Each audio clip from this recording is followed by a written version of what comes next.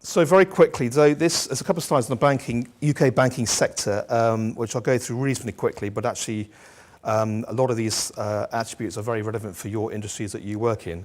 So the macroeconomic climate for banking has been pretty woeful the last 10 years. Interest rates have been very low. If you throw Brexit and other bits and pieces in, it's just a very tough time for banks to make any money. And let's be honest, banks have been on the front page for most of those last 10 years, since they very successfully almost split up the UK economy 10 years ago. The customer base we know is changing, so the drive of the millennials, we know customers are now a lot more demanding in what they expect, and for banks they have to clearly respond to that. Technology clearly is happening all around us. I mean, we only have to see what's happened for the last few weeks with TSB, and poor old Paul Pester, the CEO, I think will struggle to survive, if I'm honest, with all the MP heat on him.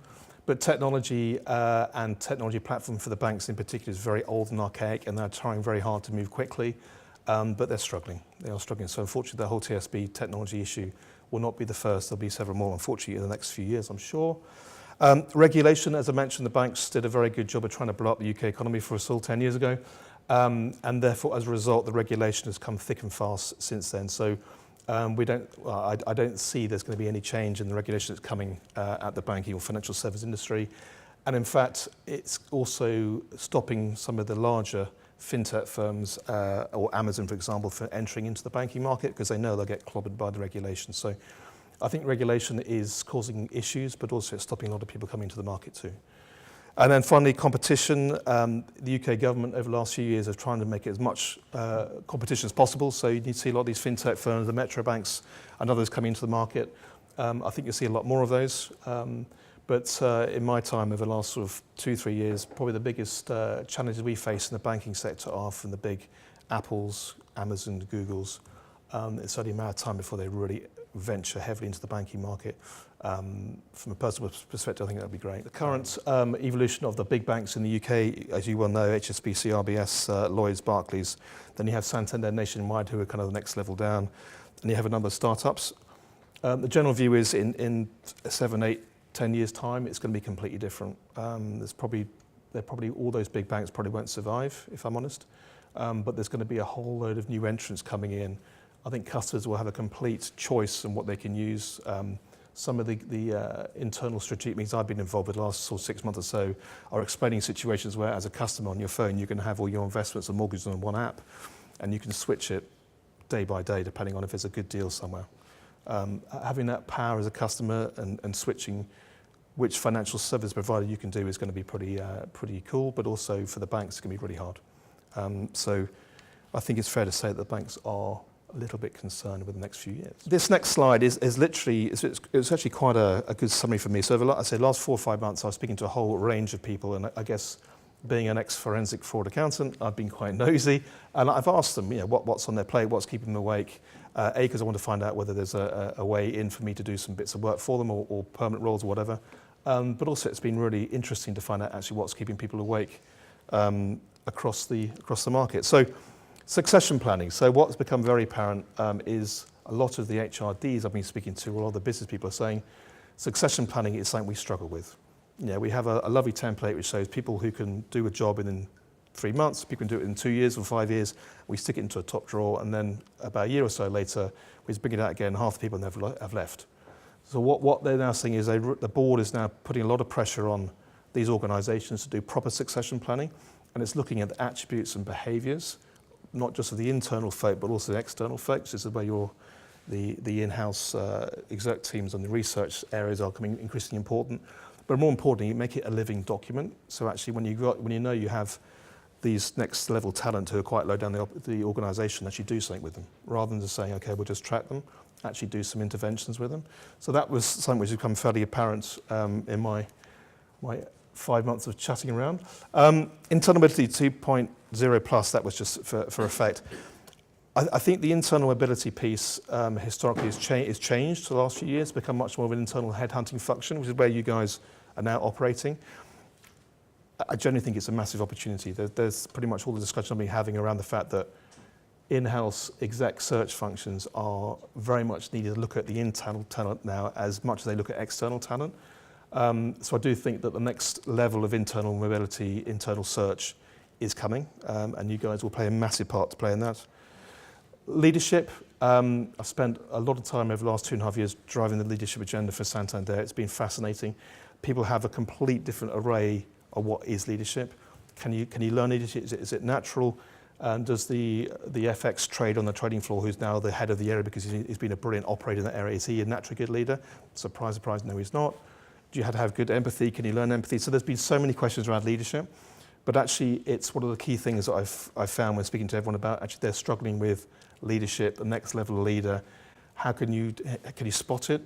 Can you develop it? Do you understand what the future is holding? Can they manage that? I think it's one of the key things, again, which the internal exec search functions can play a major part in. That will fall on HR's shoulders. It tends to fall on talent teams in HR, but I do think the in-house search teams will play a major part in that. Executive talent focus. So this is where a lot of the Shrek search firms have started to diversify their portfolio and assessment. So myself personally, been through a number of these different assessments. I've gone through a Hay Group one, Corn Ferry, I've gone through a Hydric one, I've gone through a number of different names of accelerated, and they all have these great names. But exec assessment, I think, is something which is coming on leaps and bounds. Again, my view is the internal search function can do a lot of this. It's not an awful lot of rocket science, but on the back end of it, what do you do? Segmentation of exec talent. So at Santander, we spent a long time segmenting the talent into sort of 3 quite brutal buckets. One being those who are going to take us to the next level. The middle section of those who actually need some development training who will join us, but they need a bit of help. And the third section, being very blunt, they're just not going to get on the train. And if they don't get on the train, what do you do to get rid of them? Now, that kind of talk is fairly blunt, and actually boards are driving a lot of those conversations. But again, some of the chats I've been having with some of the private equity houses, this is almost absolutely top of the agenda on the investments they buy. They're like, we need to know whether the leadership of these investments we're buying are up to scratch. If they're not, then we need to make sure we either bring them up to scratch quickly or we get rid of them in typical private equity fashion. Strategic workforce planning, the famous SWP. Again, over my years of experience, SWP has been a lovely buzzword, been used heavily around the place. What is fairly apparent, though, with the disruption going on in the market and digital scientist skills is actually doing this properly. No one does this properly at the moment. If doing this properly, I think will give people a big step up in the future. Again, who's best placed to do that? I think it's in-house exec functions are best placed to do this. We at Santander last year used BCG at enormous cost. Fortunately, not my budget. Enormous cost to do some SWP work across the globe, and we used them. I was quite impressed actually with them, but actually it was looking at the different parts of the bank, talking to the executives there and saying, what skill sets do you think you need in the future? Use some external analysis, work out the gap analysis, and then more importantly, on the back end of it, start to grow those skills you need in the future. So data scientist skills, financial crime skills, all those. So what I have set up the last 6 months is apprenticeship schemes for those areas, but outside London, because we know if you do it in London, they'll get pinched. So I think the strategic workforce planning is again another area where talking to people, they're desperately keen to do it. They know they need to do it. They're just struggling how to do it properly. And then the final bit, not a big surprise for you here, is the whole efficiency, quality, cost debate of in-house recruitment functions, RPO.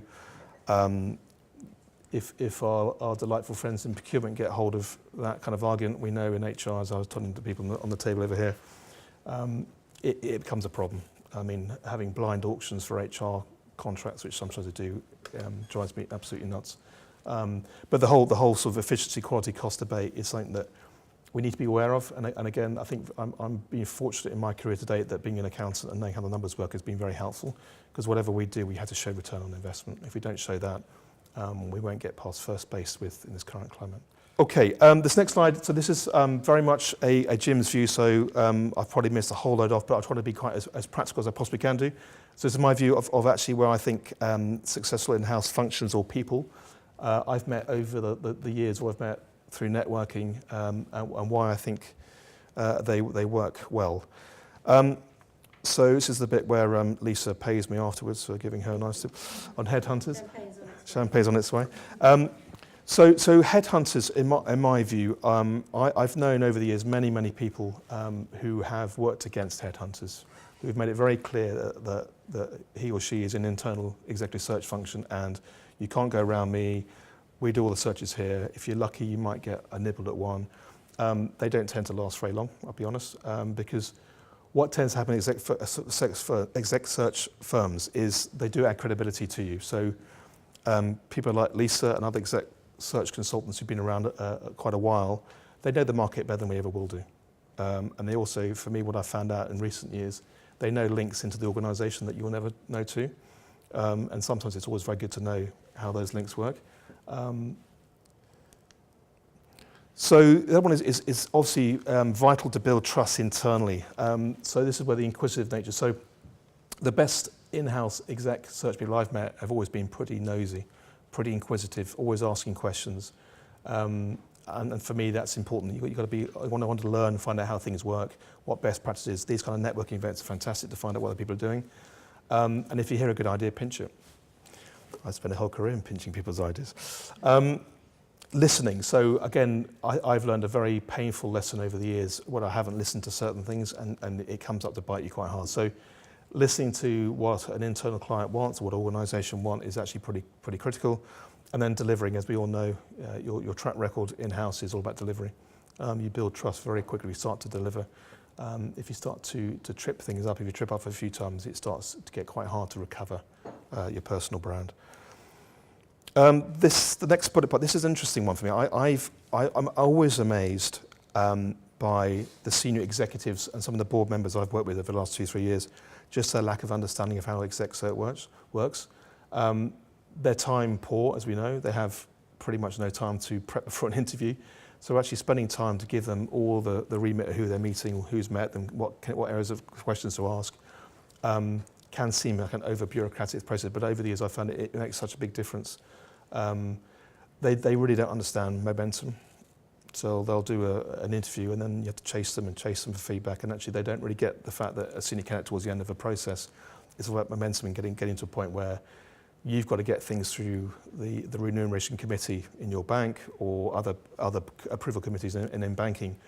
I'm sure John will confirm in banking it's become very hard now to get senior hires through. You have to go through so many different committees, remuneration committees, the regulator, and therefore you're on a timeline. And sometimes internal executives or board members just don't get it. And that's quite tough. And then the final point, obviously, it'd be remiss of me not to mention technology. Obviously, it's moving so quickly, and I guess my view on technology and AI in particular is we need to embrace it. Being a dinosaur and sticking your head in the sand is not a way that you're going to move ahead in exec search. And I guess my experience over the years of people who have really excelled in this arena have been those who are open to innovate and look at different ways of using technology in different ways.